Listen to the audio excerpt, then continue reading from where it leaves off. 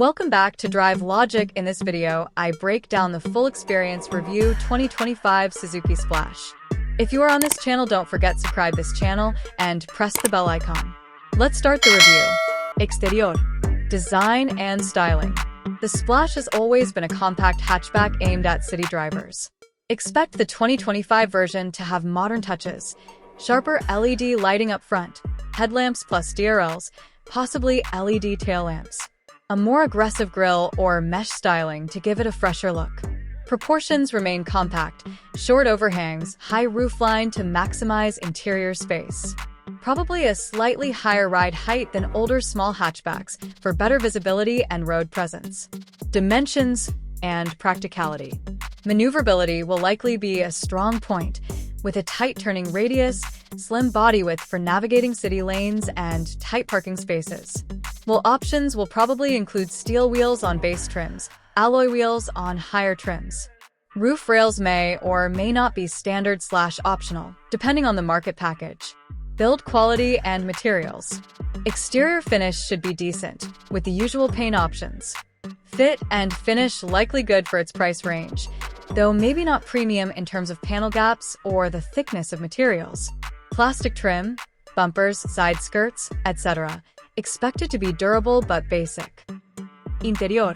Space and comfort. Even though compact, expect a relatively roomy cabin for passengers, especially up front. Rear seats might be cozier for taller adults, but acceptable for shorter trips. The roof height and seating position might give good headroom. Legroom could be tight in the rear, especially if front seats are pushed back. Features and ergonomics. Expect modern infotainment, touchscreen display, with connectivity, Apple CarPlay/Android Auto likely available on mid/high trims. USB ports, possibly wireless charging. Air conditioning, power windows front, maybe rear windows and mirrors depending on variant. Adjustable driver's seat in at least height or tilt. Steering wheel possibly multifunction, audio/phone and higher. Performance, engine/power plant. Based on older Splash models, a small displacement petrol engine, probably a 1.2L or similar, naturally aspirated. Modest power figures, say 80-100 HP, with torque suited for city driving rather than high performance. Likely front-wheel drive only. Transmission may be manual in lower trims, possibly an automatic or CVT, if Suzuki offers it, in higher trims or region-specific models. Driving and handling.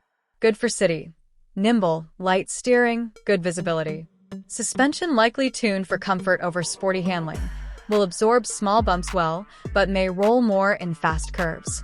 On highways or steeper inclines, with full load, the modest engine will show its limitations. Slower acceleration, possibly needing frequent downshifts in manual or slow response in automatic. Fuel economy and efficiency. One of the main selling points, high fuel efficiency in urban and mixed driving. Lower fuel consumption, lower emissions, especially in comparison to larger vehicles. Likely low maintenance costs, affordable servicing, decent reliability. Safety feature. Advanced/optional safety. More premium trims or in markets with more stringent regulations might include rear-view camera or parking sensors, possibly side airbags, automatic headlights, maybe basic driver assistance, lane departure warning, blind spot monitoring, but this depends heavily on region and cost. In the Kuwait listing I saw, new Suzuki Splash 2025 is advertised, but many key specs and the price are TBD, likely suggesting that launch is pending full release.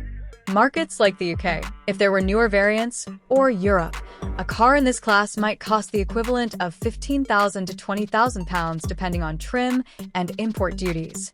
In markets like Pakistan, price could be considerably more, once import taxes, localization, etc. are factored in, or possibly lower if locally assembled.